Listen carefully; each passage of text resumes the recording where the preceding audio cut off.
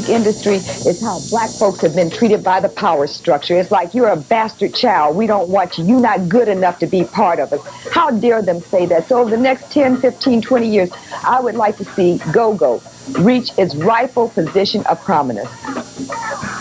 I'm not only about preserving go-go music. I want to spread it because I find that it's such a very powerful expression of African culture here that out of the chaos that is DC can come this intense, stark, powerful, beautiful music.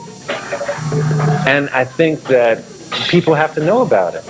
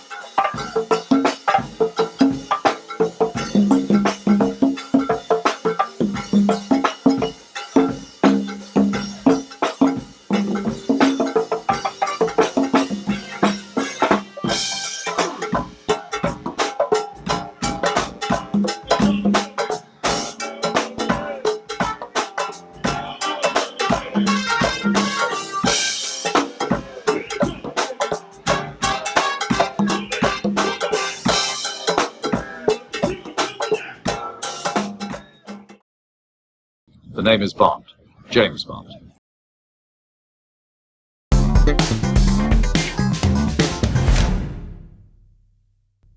All right, man. Welcome to the Go-Go Round Table. Now, this is special for us. Everybody, this is Jrocn Ron. And listen, Ron, to me, you one of them real, I say, unsung guys to me, right? Because I think you've done so much. It's time for everybody to hear it from you. You know what I'm saying? So let's jump right in. First off, tell everybody where you from. Okay, I'm originally from PG, Soutland area. Actually, Glenarden is where I grew up. Time in St. Mary's County, down in Southern Maryland. I was sent to my grandmother's at a young age for a time during the summers and things like that. But pretty much Glenarden, Soutland area. Gotcha. Did you go to Suitland High School or? I went to Forestville. Forestville. I actually fought against it because I didn't want to go. I was actually going to Gwynn Park, and when I got kicked out of Gwynn Park, my father sent me with my mom, and I tried to go to Suitland because I lived in Suitland, and then they were like, "No, you're in the Forestville district," so I had to go to Forestville. It's interesting. Now we know all about them Suitland soldiers off the muscle, but check this out. Before we get into that though, look, okay. Give me some light on something, Ron. Give me some light on this. Check something. Give me some light on Now I've been doing some study on Gwynn Park, and Gwynn Park is somewhere that most of us don't know. They got a big history as far as Black people in our area, right? Mm-hmm. And I heard it's a lot thorougher down there than people know. Can you tell us a little about Gwynn Park area? Well, yeah, my time there was extremely brief because I was actually at I was going to Sarasville Junior High, and then when my dad moved in the Brandywine side, so then they had to go to Gwynn Park. So I think I went there like a year, maybe a year and a half before I got kicked out of there, and then got sent, to Suitland. But that's actually where I started, where I learned that I can, even play an instrument was at Gwynn Park. So I've always stayed to myself and kind of, went my own path. So they were definitely, they were definitely thorough, but I kind of stayed away from all that stuff. That's, I follow. I just didn't. That was never my thing. Coming up. I got you. Like I said, and I always, I roll by myself more so than anything. I got you, bro. Let me ask you this: what instrument was that you learned? You started with over there at Gwynn Park? It was congos. So I was actually going to a talent show, and the guy down there that everybody knew about was this guy named Joe Farmer that played congos, and he was the talk of the school. And then there was a white guy named Brian Connick that a lot of people see on YouTube and stuff from way back in the day. He played on YouTube now. His name was Brian Connick. Connick, yeah. I think he lives in Colorado now, but there's a video out. I can't. Matter of fact, the name of the band was called Private Affairs. You can look it up on YouTube, and you'll see him playing congo.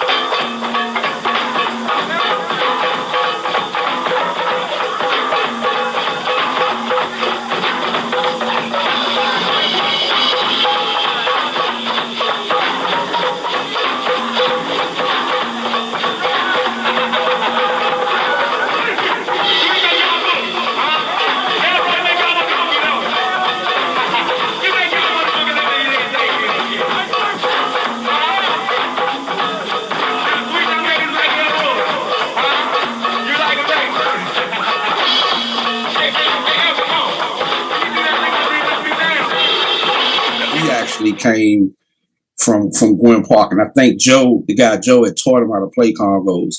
Okay. And so what happened was I was going to a talent show, and there was some congos sitting there, and I was just beating on them, and they was like, "Yeah, you can play." And then I don't know what happened. This guy asked me, "Hey man, can you come play in my church?" And I was like, "Sure." So I go ask my dad, and he was like, "Hell no. That's not whatever." He was like, "No." And then that kind of started, it was already a rift between me and my dad. But then right then I wanted to play, and guess what? I did anything so I could play. So I got you.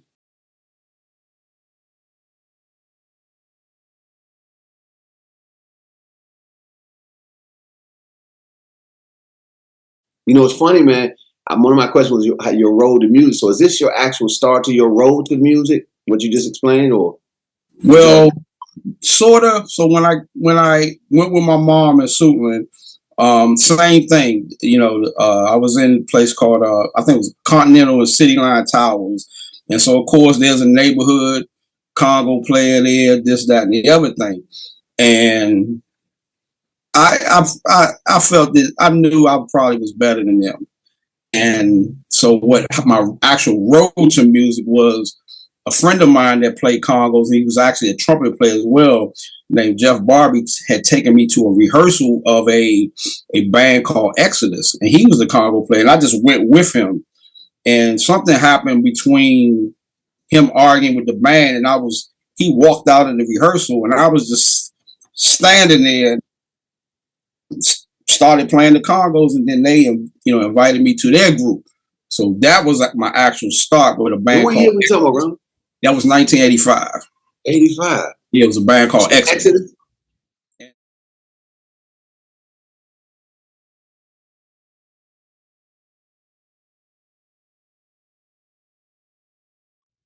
And the funny part about that was Exodus, which I didn't know at the time, was actually copying a band called AMFM, who I eventually played for.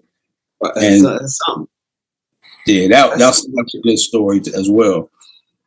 Yeah, we got to get into that, but I want to stay with your progression from Exodus, where you go? From Exodus, it was actually AMFM. Oh, it was? Yeah.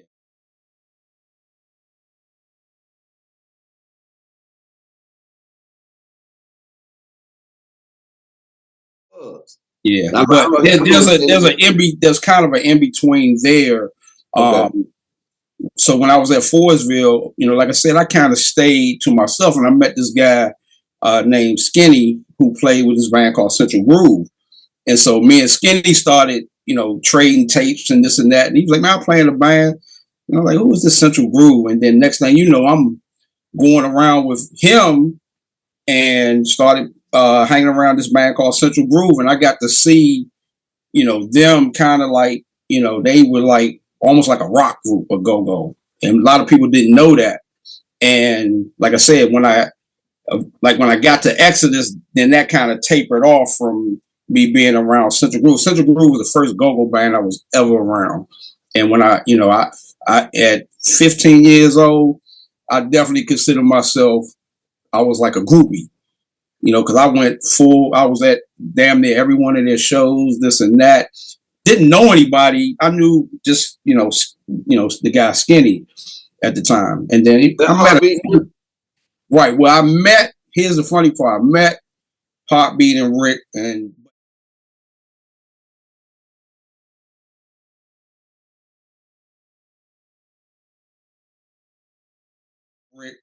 but I didn't really know them like that with the Central Groove era. Now, later on, me, Heartbeat, I became close with Heartbeat when he played with Air Raid, with Ty.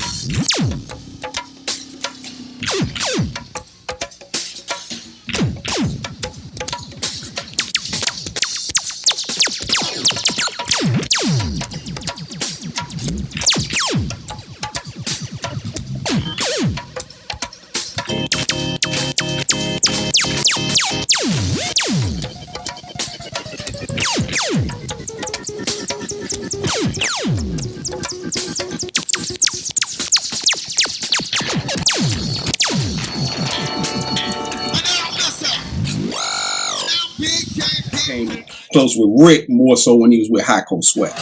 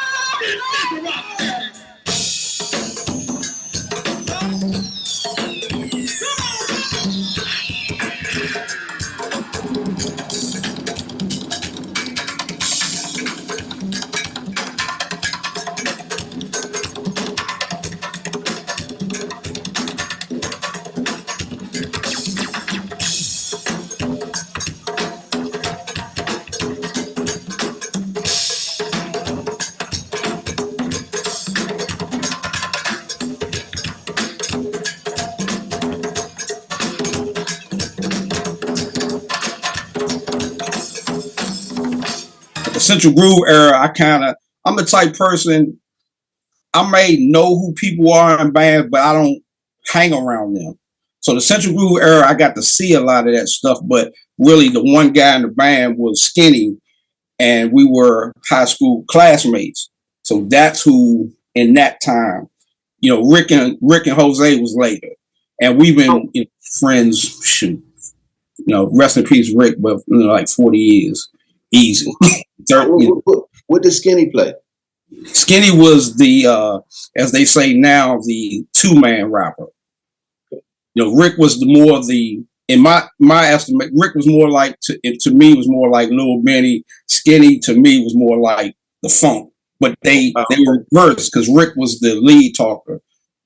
So I got and I think a couple shows I got to hear Skinny kind of like by himself. And he was, a lot of people don't know about him, but he was a really, really good guy. And he was nice on that mic. Is he still around?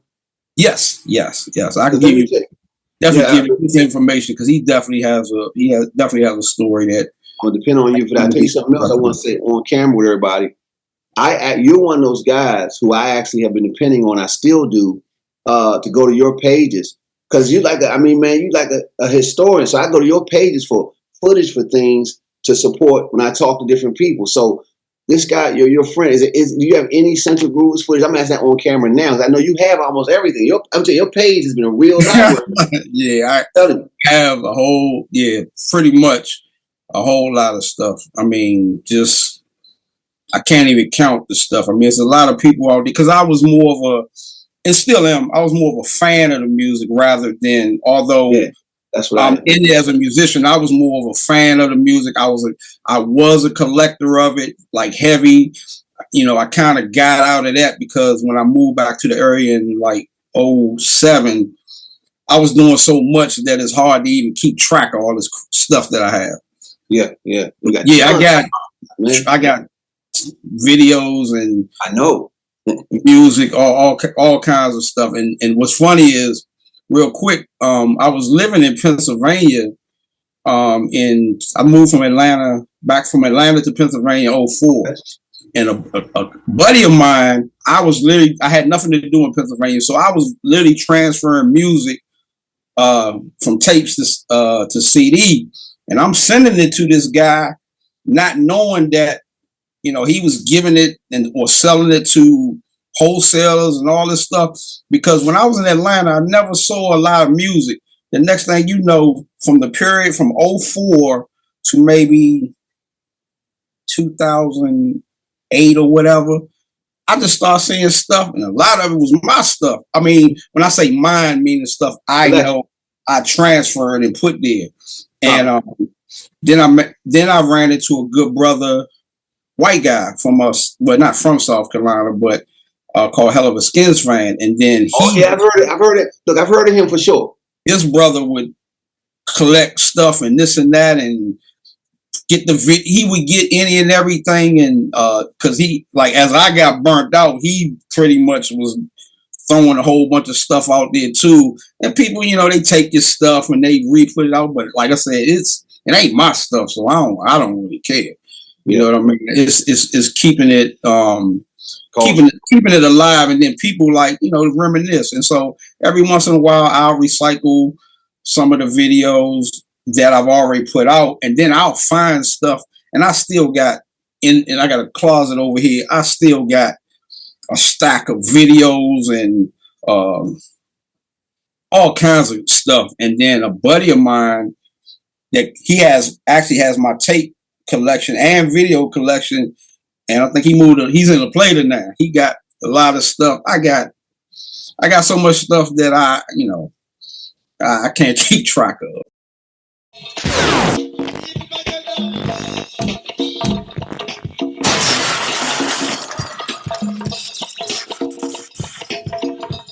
Let me tell you, I have a few people that I silently ghost depend on to be able to do these tribute documentaries, and believe me, you would find out today, but you're one of the main cogs because I know I can go there to find. See, the thing with you is your YouTube channel has video. Right. Video is so important, man.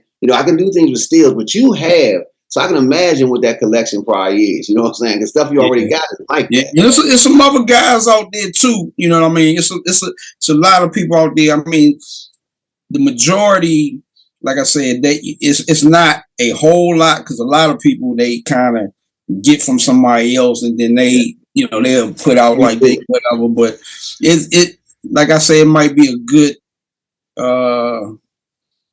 serious.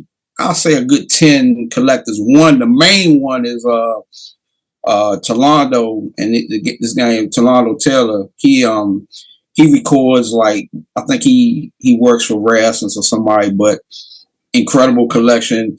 My buddy Woody, big, you know, he's, you know, a different era. He got just is sick, you know. And then you got a few other people, but you know, I'm more, like I said, more of a fan of the music. You know, like I say, I'm not really a collector like that anymore. You know, that kind of stopped because it's just too much. You know, just too much now. You know what I mean? That knowledge of the music, you was talking to the other musicians about their music. You know what I'm saying? You know about it when you're telling them about their music. You know what I'm saying? So go ahead. Yeah, I got a funny story about that. Is that when I came back around the music around 04, like I said, when I moved to Pennsylvania, like me and Tidy was real close, starting from when he started. It was around 1988 is when he did a version of Air Raid, and in fact, as much as I love the old school Air Raid, that version of Air Raid with Tidy, Heartbeat, Tweet, Toot, Delancey, who went to Rossville, called Little Foots. That was honestly my favorite version of Air Raid. So me and Tidy became real close. So when he was in this band called For Show Band, I used to have to literally tell him stuff that he used to do and make him do it on stage, because I was that much of a fan of the music.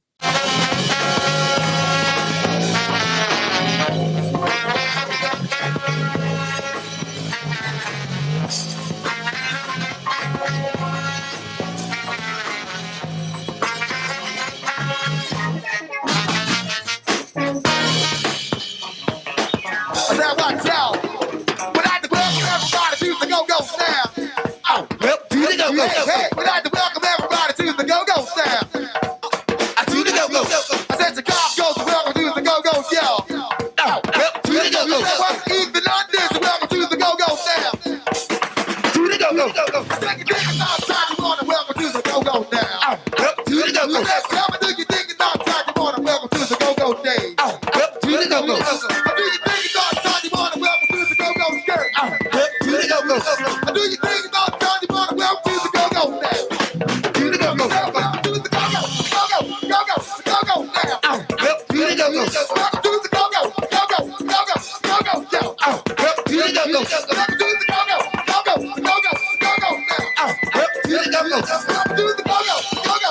Go-go. Go-go. Yo. You out. Go. Because you got nothing to say. Because all you got to do is find out. You know, like literally, he like, oh yeah, man, I'm gonna do that. I'm gonna do that like that. Oh, I forgot about that. And then, you know, I would give him music of his stuff because I collected it. And but that's probably what you saw at Doc's. Yeah, because it was, I think it was me, Tidy, I think Cy was there, Ed, all those guys was there that day. My buddy Johnny from Forestville, I think he was there. He was there. We all practice at his studio in Fort Washington. So I want to tell everybody, God bless you. We're going to enjoy ourselves. We're going to party. And Lord forbid, I'm sorry if you missed out. Thank you. God bless y'all. My name is Jrocn Ron. Back in the day, AM/FM band. So I played with AM/FM back in the day. I've known Doc since I was a little kid, before I could even get into the go-go to see him. I used to come up Crystal Skates and check him out, Francis Scott Key days and stuff. And the most famous thing Doc used to get up and stand up on the drums and do his little roll, and that was just off the hook, man. So it's a pleasure. It's all on my man Doc. You know, he got to get in there all the time, you know what I'm saying? Well, I call it the EWF groove because I never knew the name of it, and they would do the percussion breakdown where it'd be the congos. It would go from the congos and the rototones. Let's go D flat. D flat. D flat. That's my favorite groove of all time. When Mickey used to play it with it, it would be Mickey and who's the rototone player? And Gogo He's from a Briscoe. And the rototone player. Yeah. To me, Ed. Now Ed, you cannot, because the Ed was air raid and is air raid. Will always be air raid. But only difference with Tidy, when that brand of air raid came out, you not messing with that brand either, because I was there for every step of the way with them. It's two different things. But Ed is air raid forever. But the air raid with Tidy, Heartbeat, my man Toy, when he played congos, hey, that band right there used to rock, and nobody, you know, they may wasn't in the inner city, you know, because Essence and all them, they would have that shit locked down. But trust me, that air raid with what's it, Tweet and all them, they used to rock too. But no one was as smooth as Ed though on that mic. And I had to give props to Gogo Mike too, and Jeff. I'm telling you, Jeff could hold it down too. I still remember the Leonardtown show when Ed was late, and Jeff rocked the motherfucker. You know, it was interesting. You brought up some old air raid grooves. For a second, they had to think about it. You know what I'm saying? Right. Yeah. And so you've been around that. So I'm going to go forward. I want to go back though. Okay. So we're at. You tell us how you got to AM/FM and after what you do after AM/FM. So AM/FM was, like I said, compared to what I've been doing lately, that was so really brief. That was a good maybe year and a half with AM/FM. And like I said, I really need to bring this point in about AM/FM because, so I'm going to go from Exodus to AM/FM real quick. So I did not know Exodus was literally copying AM/FM because they weren't. Neither band was a go-go band. They were actually bands that could play go-go.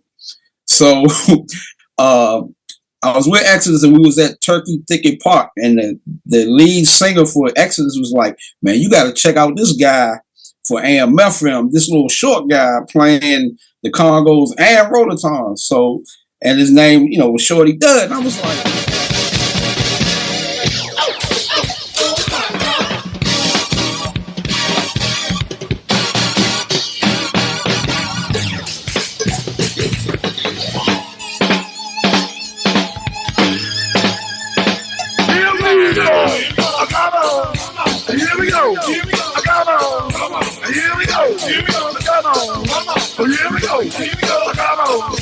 Yo, what's wrong with that? I didn't know you was late. I told you time, but I forgot to say, oh, I did it again. Oh, no, come on. Here we go, come on. Here we go, I need you to show. No,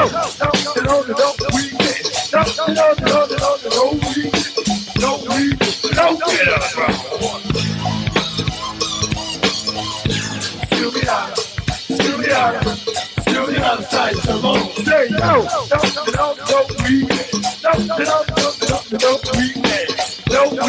don't get us wrong. Still be out of sight. Come on. Say no, we don't get us wrong. Still be missing. Still be little bit your heart. Hey, this what? Put your belly on. I want the bottle. It's all I know about love. It's deep down in my soul. turn gorilla for the cash. God got a plan, lay 'em in the grass. It really ain't a game, it ain't about the fame. It's the future of this music I'm concerned about. My brothers thinking local, I'm aiming for the world. I keep writing, reciting, cause I love my job. While my brothers keep jerking me, I'm working hard. One major hit, I'ma give these niggas all a job. I'm so serious about my music, I just sit and laugh. I'm going on the road cause I'm chasing the bigger staff. But those who don't believe in me, I can care less. I'm focused on this music and I won't be denied. I'm chasing my dream, go-go worldwide. Visions of them VMAs, we got no respect. But now I'm on the ride, it ain't no surprise. I'm on my way to the show, reppin' DC for show.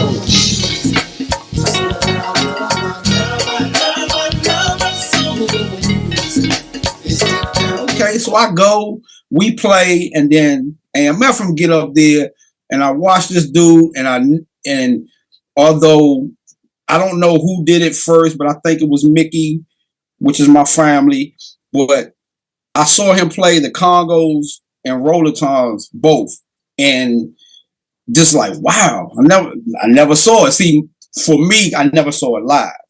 So right after the show, introduced myself to him, real humble dude, and the next thing I know, me and him hanging out. So he was actually staying with the singer in Whitehall Square. He's from Eastgate, but he was staying, and next thing you know, I'm going to their shows, and he kind of like, you know, took me under his wing. So, Sort of mentored a little bit? Yeah, so it just so happens it was around the transition where their drummer had moved to California, and they kind of had like Juju sitting in on drums, and then I started playing with Doug playing the drums, and the next thing you know, I never forget, me and Doug were sitting in the parking lot of my apartment complex. I was in what's the joint by Crystal Skate?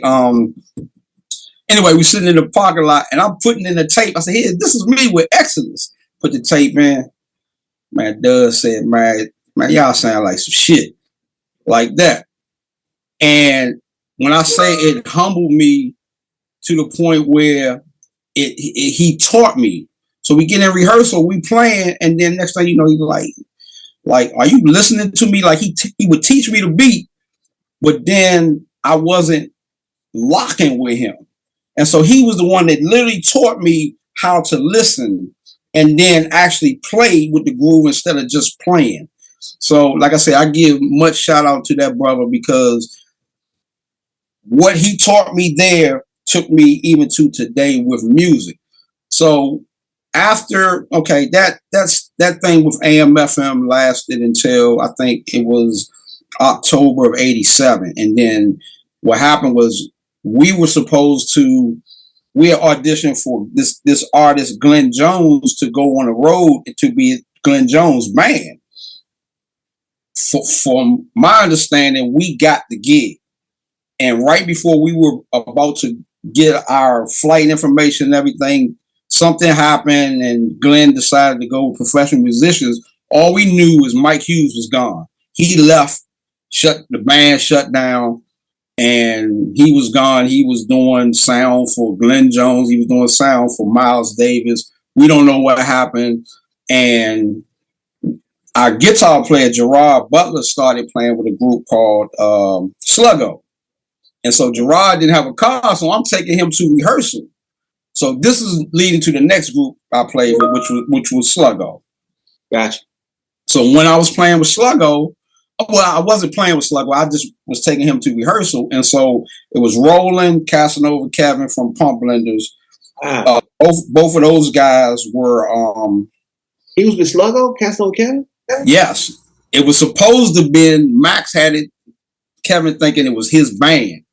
But there was a kind of a little thing between him and Roland. And so a lot of times in the rehearsal, Roland would get up and direct the band. So then I would just get up on the congos and say, well, like a lot of people don't know, I'm actually naturally left-handed, but I learned to play right-handed.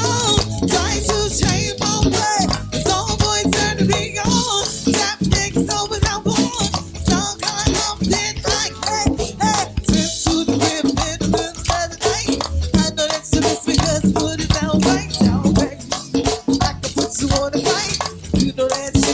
can change a whole life, oh baby. There's everything to amazing. There's ain't nobody wants to go crazy. Cause I got what's to be. I'll be riding this and driving down to you, big oh baby. There's everything to amazing. There's ain't nobody wants to go crazy. What happened, Roland would try to direct the band, and so I would just get up on the congos. So next thing you know, Max was like, man, when he ain't playing, you get up there. So for a few shows, because we were doing the Ibex on Tuesday night, and we actually originally were doing the Metro Club on Wednesday nights with a rap group. We used to have the rappers come out, and then we would, Sluggo would play. So at any rate, it wasn't until towards the end of the quick Sluggo run that I was playing congos full time with them, and Roland would just sing.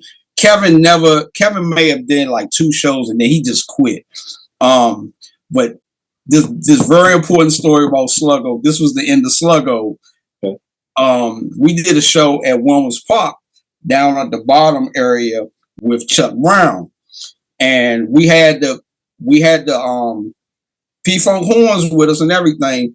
And it was a guy named Kevin that was on the crew. And I told him, I said, man, we're going to tear their ass up. And he was like, and Big Chucky was playing the congos, rest in peace. And I was like, I said, man, we're going to tear that ass up. So he said, man, you can't mess with Chucky like that. I said, it ain't about that. I'm talking about the band. Because it's not an individual thing. Well, whatever. So we went up there and straight smashed. Crank. We had, like I said, we had the P-Funk horns before Benny got them, before Chuck had them. We had them with us. And Chuck played after us. And the last time I seen Roland Smith was that show. I have not seen Roland Smith since that show. Before I left Wilmers Park, I seen him get in the limo with Chuck. We went to go to rehearsal the next week.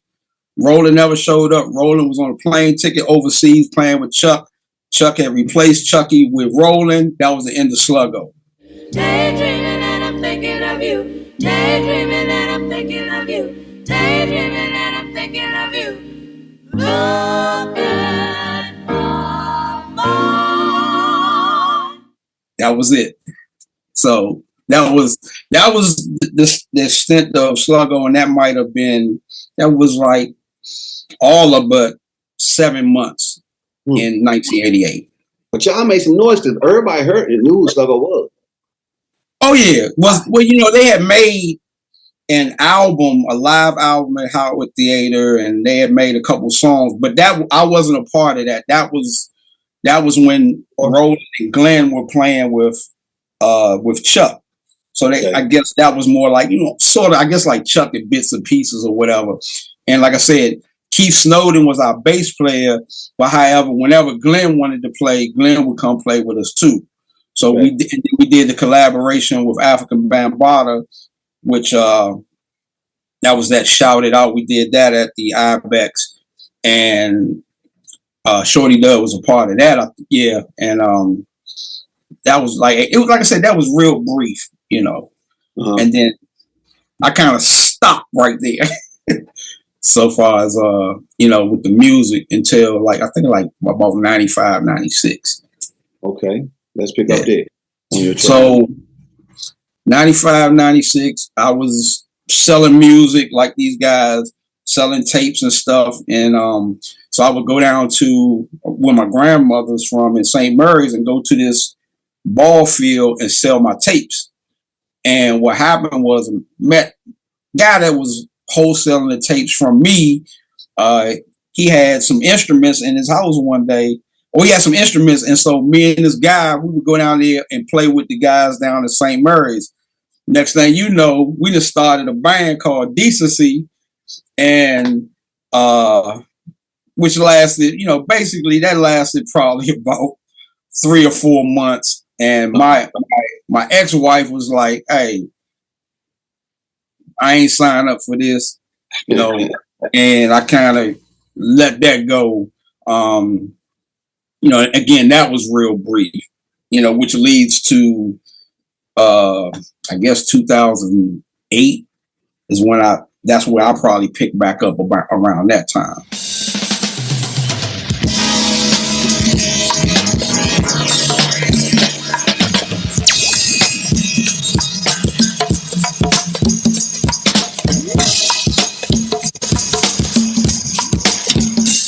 And that's when everything kind of got crazy until today, which I'm still doing a whole lot of stuff. I want to travel that whole continuum. So, because I know you eventually got to Atlanta, I want to know where you stayed when you was in Atlanta too. So when I was in Atlanta, so me and my ex, we had went on one of my I really don't do vacations like that. And so, we went down there on vacation, and in passing, she was like, "Now, how would you like to move down here?" And I was like, "Okay, I'll go anywhere." And so we moved 6 months, no, maybe like 2 months later after our vacation, I moved to north in Gwinnett County in Georgia, which is north of Atlanta. So I was in stayed in Norcross, Lawrenceville, and Duluth, like in that area within like those 4 years. And like I said, and then I transferred to Pennsylvania from there when me and her separated shortly afterwards. But I moved to Pennsylvania because I had a choice of transferring my job. It was either Richmond or Pennsylvania. And I always looked at the traffic on 95 and I was like, Pennsylvania, best. I think the best choice I ever made. And like, I really want to move back there because it was close enough to here, but not here. When you say things picked up, because we're back to the music journey. So how did things pick up in around 08? So I moved back here in 07. And now my time might be a little off, but all I know is when Obama got elected the president, whatever that election was, there was a group that did a tribute song called Next Exit. And one of my partners that played for a band called For Show, they wanted him or the guy Tom that plays with Faces You Know, formerly Class Band.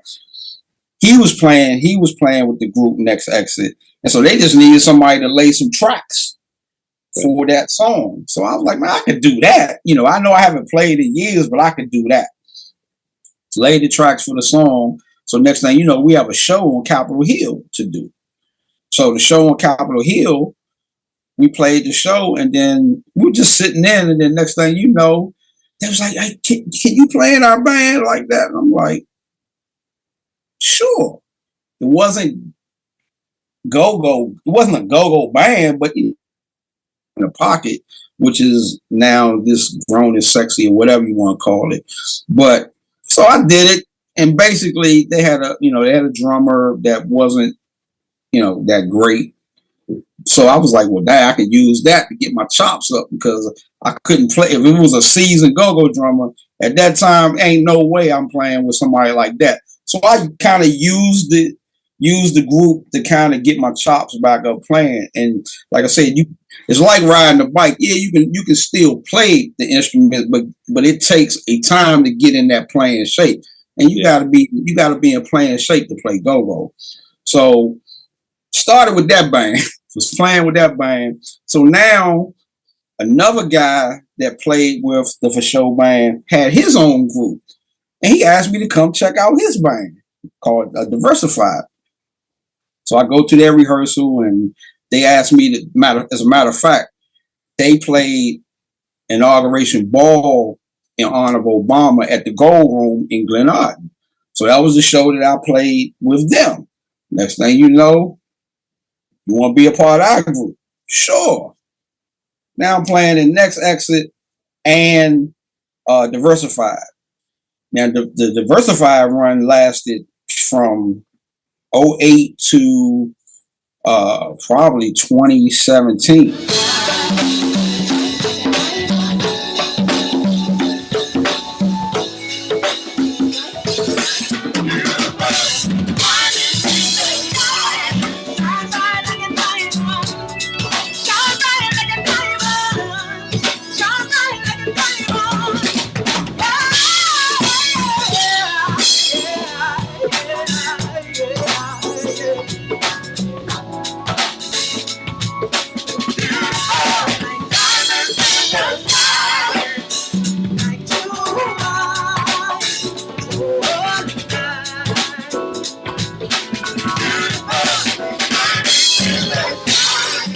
But I still play with them periodically. They're called like Diversified, the Motown group.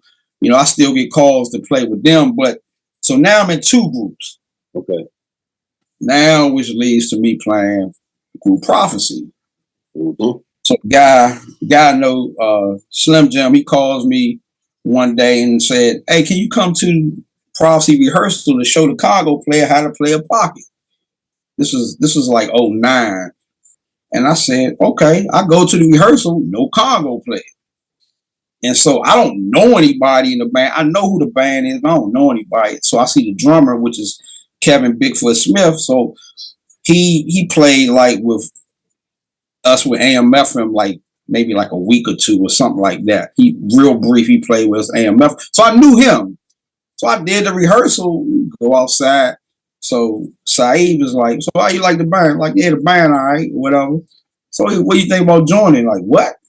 Joining? And I said, well, I play with Diversified was my priority. I said, but yeah, I'll play with you. That lasted from 2009 to 2017. We bad, y'all. I said we bad, y'all. We bad, y'all. I said the red black is on the scene. We're twice as bad, yeah, we're twice as big. I said we bad, y'all. We bad. I said we bad, y'all.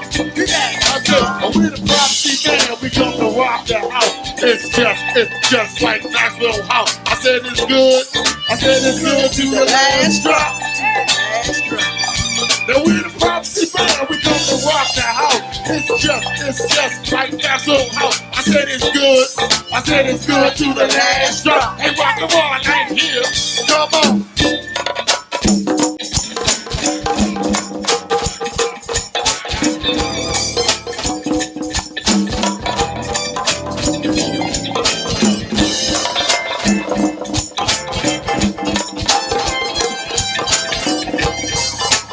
One more time, I said, keep it right there, y'all. Keep it right there. Come on.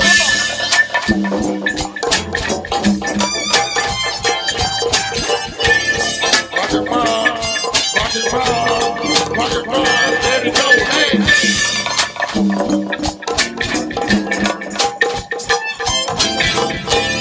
Bring it back, Prophecy. You know what I like. I said, you know what I like. I said, keep on moving, keep on grooving, keep on doing what you're doing, y'all. Don't stop it. You gotta lock it in the pocket. I said, keep on moving, keep on moving, keep on doing what you're doing, y'all. Don't stop it. You gotta lock it in the pocket. One more time, I said, keep on moving, keep on moving, keep on doing what you're doing, y'all. Don't stop it. You gotta lock it in the pocket. One more time, keep on moving, keep on moving, keep on doing what you're doing, y'all. Don't stop it. I'm rockin' around, just lock it.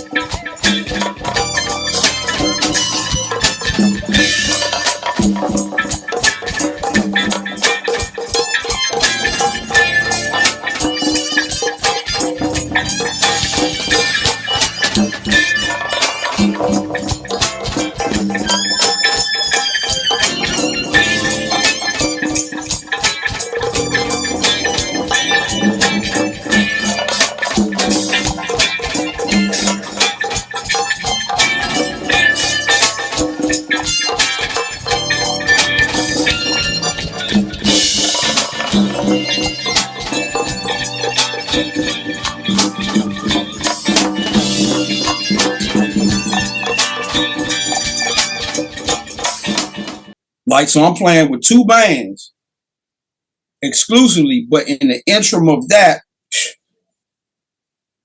I was playing with a jazz group called Groove Selected. We were doing the Zanzibar. I did that. I was playing. It was so many bands that I was sitting in with. And what was crazy is that a lot of the big shows that I would have technically had with Prophecy, because I was obligated to Diversified, I was sent my man, Lefty. I was saying him, man, you go play with them. Like I never like. I kind of played with Prophecy because I really never played with a straight go-go band or a go-go band, whatever. Yeah. But I just did it just to say I did it. I never really played with all those effects and all that stuff. But, you know, like me and Si are like, we talk to each other every day. You know what I'm saying? So if he needed something, I'm there for him and vice versa.